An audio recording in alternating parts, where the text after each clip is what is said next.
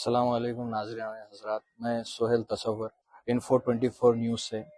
आज हम हैं एनएचएफ ऑल इंडिया प्रेसिडेंट और आईएलडब्ल्यूएफ चेयरमैन, जो कि हम्माल, hawker, auto driver, street vendor, domestic worker, ऐसे ही कुल मिला के 140 पर्सन्स के 140 ग्रुप्स के चेयरमैन हैं, जो इनकी हेल्प करते हैं और इनके हक के लिए आवाज़ उठाते हैं। जी हाँ, मैं बात कर रहा हूँ मीर इनायत अली बाखरी। अस्सलाम वालेकुम, आपका अपने हमारे चैनल पर बहुत बहुत इस्तकबाल है साहब। सबसे पहले शुरुआत करते हैं आपके इंट्रोडक्शन से। हम जानना चाहते हैं आप क्या है। मैं ये कहता हूँ कि मैं आवाम के लिए एक समाज सेवक की हैसियत रखता हूँ। वैसे तेलंगाना के आंदोलन और तेलंगाना की लड़ाई ने मुझे एक पॉलिटिकल लीडर भी बनाया। जो 2001 से एक ऑर्गेनाइजेशन बनी थी, तेलंगाना राष्ट्र समिति, वो कोई पॉलिटिकल तंजीम नहीं थी, तेलंगाना की लड़ाई के लिए बनी थी। बस बाद में वैसे ही इमीडिएट 2002 में वो एक पॉलिटिकल पार्टी में तब्दीली हुई और पॉलिटिकल वे से तेलंगाना मिल सकता, वो एक बात केसीआर साहब की थी। उसको सक्सेसफुल करने के लिए 2014 तक हम उसी के साथ रहे, आज भी उसी के साथ कंटिन्यूशन में हूँ। जी, तो सबसे पहले आपके लिए क्या है, पॉलिटिकल पार्टी या आपके एसोसिएशंस? मैं समाज सेवक की हैसियत से मैं समाज सेवक हूँ और आवाम के लिए मैं नेशनल हॉकर फेडरेशन के अंदर हम्माल union, hawker union, street vendor, domestic workers, construction labour, ये तमाम यूनियनों के साथ एक बड़ा आंदोलन हमारा ऑटो यूनियन का एक चलने लगा। आईएलडब्ल्यूएफ की से ड्राइवर बंधु की तरीके से शुरू करे एसोसिएशन, जिसके जरिए हमारा मकसद जो था कि अवाम में होने वाली नाइंसाफियों को किस तरह दूर किया जा सके। और अवाम को जब तक के इस हिंदुस्तान के अंदर लड़े नहीं, रोटी मिलने वाली नहीं है। वो हालत आज लेबर की है और अनऑर्गेनाइज सेक्टर्स की है, इसीलिए हम लड़ रहे हैं। आईएलडब्ल्यूएफ आपका इनफॉर्मल लेबर वर्कर फेडरेशन, इसकी शुरुआत कहाँ से हुई थी और कैसे हुई थी? देखिए, मैं वैसे 2080 में हम फुटपाथ पे स्ट्रीट वेंडर्स का प्रोग्राम चलता था और स्ट्रीट वेंडर्स फुटपाथ पे कारोबार करने वालों की लड़ाई चालू हुई, जिनको जो अंग्रेजों का एक्ट था उसी को कंटिन्यू आजाद हिंदुस्तान के अंदर उनके साथ जुल्म होता था। उसकी लड़ाई लड़ते लड़ते उसके बाद अम्बालों की लड़ाई, हाकरों की लड़ाई, ड्राइवर्स की लड़ाई, ये लड़ाई लड़ते जब चालू हुई तो मैंने देखा कि हिंदुस्तान में 90% तक जो लोग हैं वो अनऑर्गेनाइज सेक्टर से ताल्लुक रखते, जो हुकूमत से लेते कम, हुकूमत को देते ज्यादा, और यही लोग देश चला रहे। मगर अफसोस ये है कि इनके ऊपर वो 10% लोग जो गवर्नमेंट सर्वेंट, बड़े कंपनीज के मालिक, बिलियन रुपया रखने वाले लोग हैं, ये लोग इन पे हुक्मरानी कर रहे हैं। इलेक्शन से पहले हर लेबर के हाथ से आप देखेंगे कि दुकानों पे जाके काम करना, ऑटो चलाना, टैक्सी चला लेना, या सारे चीज एक लीडर करता है। एमएलए एमपी बनने के बाद फौरी जो भूल जाता है, इनको भूल जाता है। उसके लिए एक लड़ाई होना है। वो लड़ाई लड़ने के लिए हम तमाम मजदूर को, जो हिंदुस्तान की ताकत है, उसको एक जगह करने की कोशिश है। उसका नाम है ILWF, informal labours and worker federation, जिसका शॉर्ट में आईएलडब्ल्यूएफ कहते हैं। आईएलडब्ल्यूएफ के कई ब्रांचेस, 150 ब्रांचेस है, उसके अंदर हम काम कर रहे हैं। जी, जैसे कि बीआरएस जब पावर में थी, उसके साथ साथ आप भी एक पोजीशन होल्डर थे, बीआरएस में पावर में थे। सुना गया है कि आप आईएलडब्ल्यूएफ के लिए आपकी पोजीशन छोड़े थे, ऐसा क्यों? मैं वह स्ट्रीट वेंडर्स की लड़ाई कभी भी लड़ते रहा मैं, क्योंकि बीआरएस के, जब टीआरएस की गवर्नमेंट थी और जब मेरे को चेयरमैन की हैसियत से मैं था, सेटविन का चेयरमैन, जाहिर ही बात है स्ट्रीट वेंडर्स के लिए मेरे को 2 मरतबा कोर्ट को जाना पड़ा और हुकूमत के खिलाफ ऑर्डर्स लाना पड़ा। उसके लिए ही एक आंदोलन था। वो लिहाज से मैं चाहा कि भाई मजदूर पहले, मैं हमेशा बोलता हूँ, मैं जिसके साथ काम कर रहा हूँ वो पहले, बाद में मेरी सियासी, और सियासी कैरियर मेरा लेबर के लिए है, ड्राइवर के लिए, हॉकर के लिए, हमाल के लिए, कंस्ट्रक्शन लेबर के लिए, डोमेस्टिक वर्कर्स के लिए, छोटे दुकानों में काम करने वाले, पेट्रोल पंपों पे काम करने वाले, होटलों में काम करने वाले, ये सारे लोगों के लिए मेरी लड़ाई है। और ये लड़ाई देश के 90% लोगों की लड़ाई है, और ये लड़ाई जो भी लड़ेगा, और आज हर सियासी पॉलिटिकल पार्टी जात के नाम पे, जमात के नाम के ऊपर, या अपने कारकर्दगी के ऊपर नहीं, मगर कोई भी मजदूर के नाम के ऊपर आज नहीं मांग रहे वोट। तो होना तो ये देश में चाहिए कि मजदूर के नाम पे वोट होना चाहिए। मजदूर के साथ काम नहीं, मजदूर के साथ सिस्टम नहीं। 100 दिन का काम जाके कम कर दिया जा रहा है। उन लोगों का लोनिंग के प्रोग्राम नहीं है, हाउसिंग प्रोग्राम नहीं है, वेलफेयर का प्रोग्राम नहीं है, मेडिकल प्रोग्राम नहीं है, उनके बच्चों का एजुकेशन प्रोग्राम नहीं है। सारों को करने के लिए हमें ये लड़ाई लड़ना है, और ये लड़ाई को आहिस्ता आहिस्ता बढ़ाते हुए देश का मजदूर एक होकर नारे के साथ हम आगे बढ़ेंगे। हमाल, hawker, auto driver, street vendor, domestic worker, मजदूर, यही आपका मुद्दा क्यों है? डेवलपमेंट, एजुकेशन या कोई और चीज का क्यों आप मुद्दा नहीं उठाते?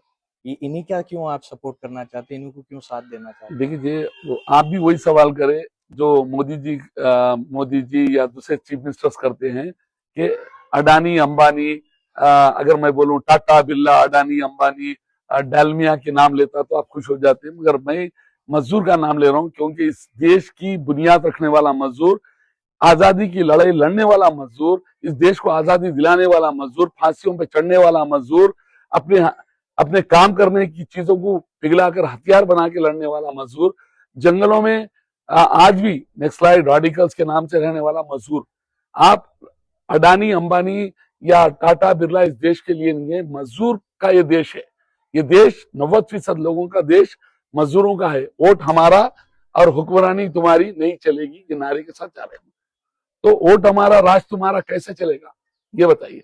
उस रोड भी हमारा, राज भी हमारा होना चाहिए, ये नारा है मेरा जी। तो हाल ही में आपकी एक ऑटो ड्राइवर्स के लिए स्ट्राइक थी, तो जो देखा गया उसके चलते हुए आपके ऊपर एक एफआईआर कंप्लेंट भी हुई। तो ये स्ट्राइक का मुद्दा क्या था? इश्यूज फिर इस स्ट्राइक से आपके सॉल्व हुए या नहीं हुए?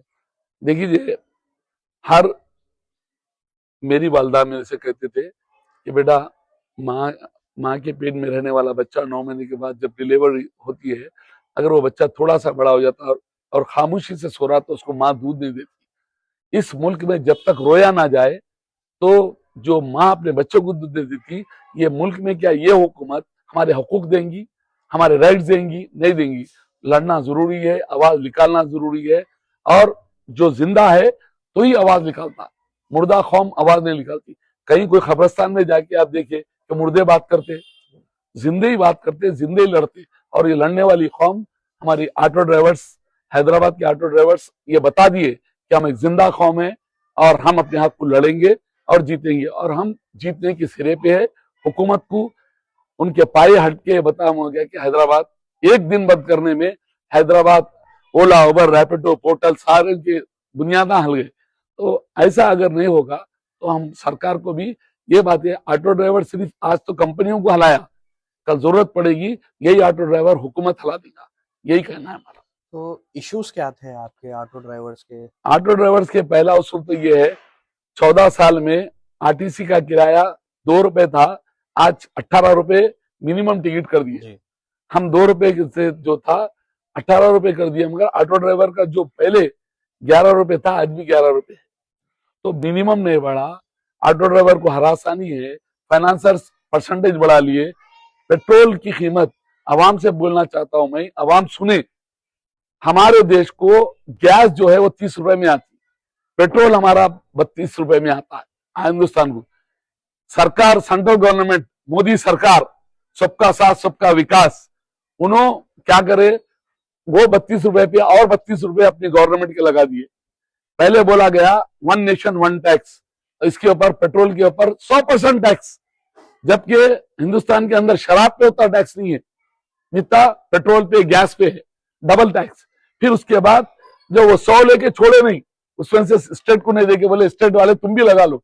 तो हमारी स्टेट गवर्नमेंट, प्रेजेंट गवर्नमेंट, हमारे मंत्री सीएम साहब शाइनिंग तेलंगाना की बात कर रहे, उन्होंने भी क्या करे, आप कितने करे 32, मैं भी 32। तो ऐसा करके लोग बीच में पेट्रोल पंप वाले को जो मिलना वो भी आवाम से लेना, ट्रांसपोर्ट का खर्चा भी आवाम से लेना, सब बोल के 105 तक पेट्रोल ला लिए, गैस 100 रुपए से कर दिए। ये पूरी जिम्मेदारी 100% स्टेट गवर्नमेंट टैक्स ले रहा, 100% सेंट्रल गवर्नमेंट टैक्स ले रहा। ये कौन सा देश है, कौन सी इंसाफ है? ये तो लूट है। अवाम को नहीं मालूम है ये लूट को।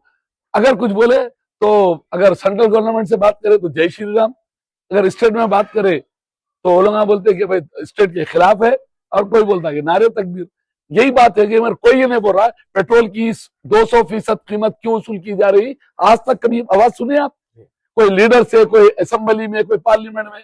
तो अवाम के सामने लेबर ये आवाज उठाएगा, क्योंकि देश हमारा, ये मुल्क हमारा, इसके वास्ते हमने जान देने की तय की है। तो हमारे देश के लिए हम ये बोल रहे हैं कि 100% 200% किसी चीज पे लेना जुर्म है, क्राइम है ये, और सरकार क्राइम कर रही है।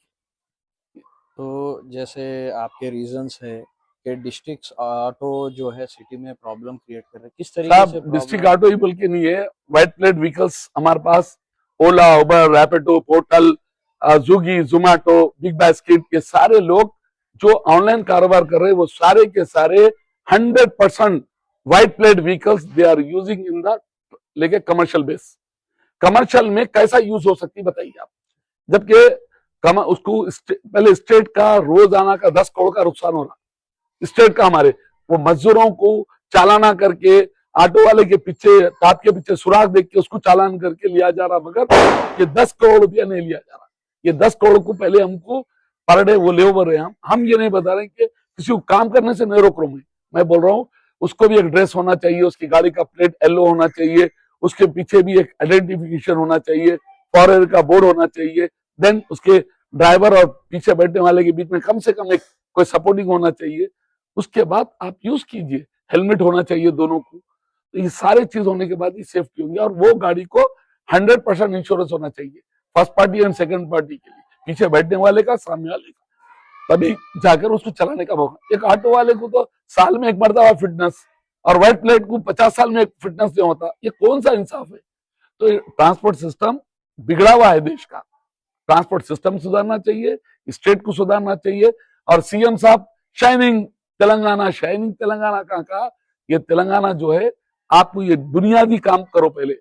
10 करोड़ रुपए डेली मिल रहे हैं, उसके तरफ तवज्जो नहीं दी। वजह ओला, उबर, रैपिडो, पोर्टल, ये तमाम बड़े कंपनियां, स्विगी, जोमैटो, ये सरकार को पाल रही।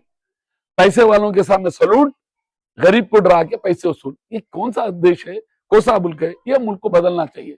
ये कभी मुमकिन होगा कि पूरा देश का लेवल एक हो जाए। जैसे आप रीजंस बोले कि व्हाइट प्लेट टैक्सी है जिससे प्रॉब्लम हो रही है, इस पे सेंट्रल गवर्नमेंट कुछ नहीं कर रही, स्टेट गवर्नमेंट चुप है, तो आईएलडब्ल्यूएफ ही क्यों आवाज उठा रहा है? मैं क्या करूं, सेंट्रल गवर्नमेंट, स्टेट गवर्नमेंट किसने चुना? हम लेबरों जी ने। बिल्कुल। ये हुकूमत कौन लाए? हम, हमारे वोट से ये हुकूमत आई। जी।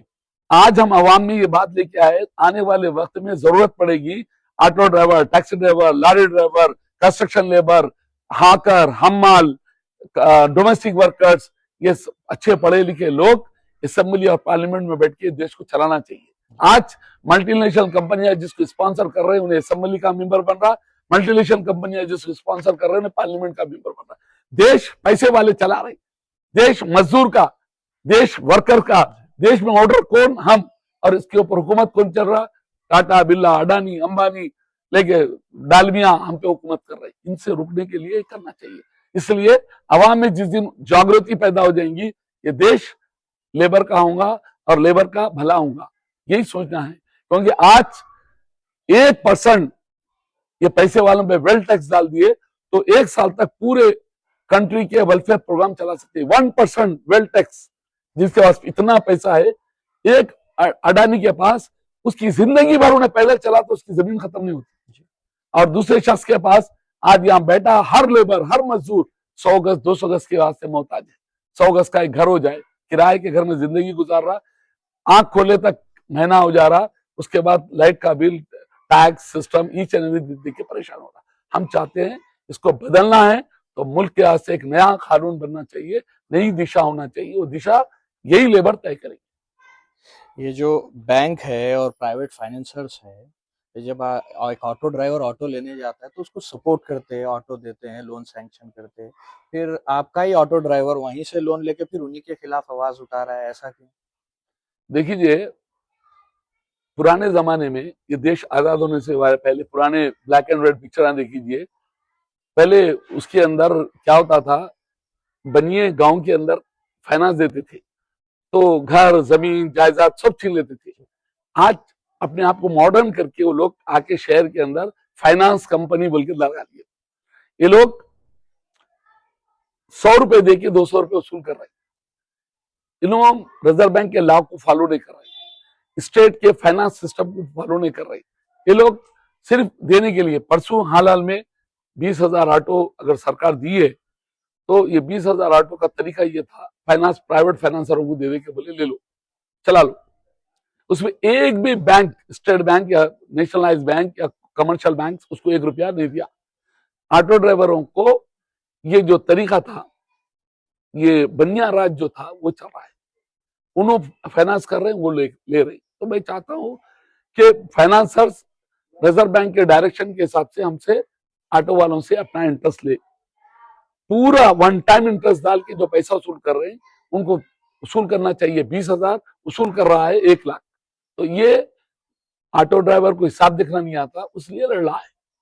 क्योंकि देखेंगे कि लाला का हिसाब किताब चल रहा, पुराने पिक्चरों की जो लाला होते थे, ये आज के लाला है। ऑटो ड्राइवर्स का, ILWF का हर लीडर, हमारे प्रेसिडेंट्स, हमारे जनरल सेक्रेटरी, सारे के सारे यही बता रहे हैं कि लॉ बताओ, तरीका बताओ, सिस्टम बताओ, उसके बाद हम पे एक्शन लो।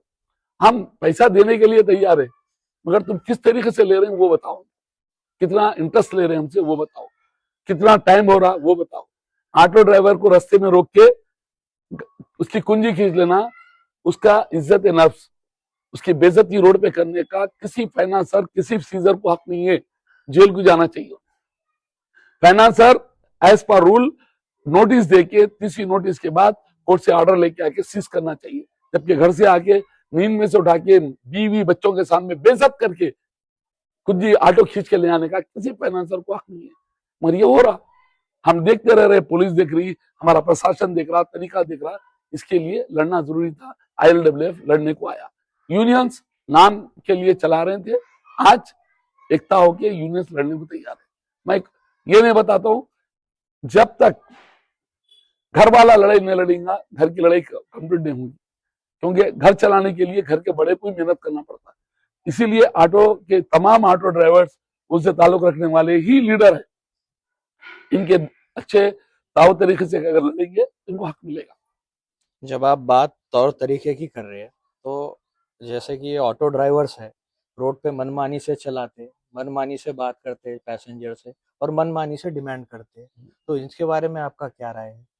मैं बता रहा हूँ ना, इस देश के अंदर अक्सर बेशतर क्या बोला जाता, समाज में जंगल में रहने वाला नक्सलाइट, राडिकल्स, उनको बोला जाता है कि भाई माओइस्ट लोगों को बोला जाता है कि ये देश से लड़ रहे हैं लोग, इनको गोलियां मारता है। जो भी स्टेट में आने वाली सरकार है, आर्मी लगा के उनको मार देती है। आप बताइए, हिंदुस्तान की 150 करोड़ पॉपुलेशन, जनरल पब्लिक, मजदूर, कोई भी ये बोला कि नक्सलाइट गलत है बोल के कोई बोला, रेडिकल्स गलत है बोला, ये लोग हक के लिए जंगल को गए, लड़ने के लिए गए बोलते।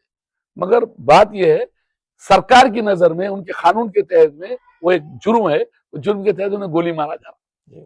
उन्हें मांग रहे क्या देश, उन्होंने क्या पार्लियामेंट पे कब्जा कर रहे हैं देश को, उन्होंने मांग रहे पैसे वालों से गरीब को राहत, वही मांग रहे। जमीन की लड़ाई वो लड़ रही, तो उनको बुरा माना गया। तो अच्छा काम करने वालों को बुरा मानना एक तरीका है। ऑटो ड्राइवर जो है, अगर उसके 11 रुपए, RTC के अंदर 18 रुपए रेट एक आदमी का, 3 आदमी के कितने हो गए? 54। अगर ऑटो ड्राइवर 50 रुपीज मांग रहा तो गुना हो गया, 4 रुपए उन्हें माफ कर रहा, जबकि RTC को ये सरकार, रोड एंड ट्रांसपोर्ट को 14 रुपए, हमारा पैसा, हमारे खून पसीने की कमाई RTC को गिफ्ट में दे रही, चलाओ बोल के, पब्लिक ट्रांसपोर्ट है बोल के 5,000 10,000 करोड़। क्या ऑटो ड्राइवर पब्लिक ट्रांसपोर्ट नहीं है? जी बिल्कुल। इट इज ऑल्सो, मगर 1 रुपया नहीं देते, उल्टा हमसे ले रही, टैक्स ले रही, रोड टैक्स ले रही, सुराख ले रही, चालान ले रही। तो ये सब चीज को हेरिटेड होके ड्राइवर बाहर निकल जा रहा। जब उन्हें कभी गुस्सा आया, पेट की भूख ईमान जला देती है। ईमान क्या चीज है? दुनिया को जला देती है। पेट की आग कर रही है।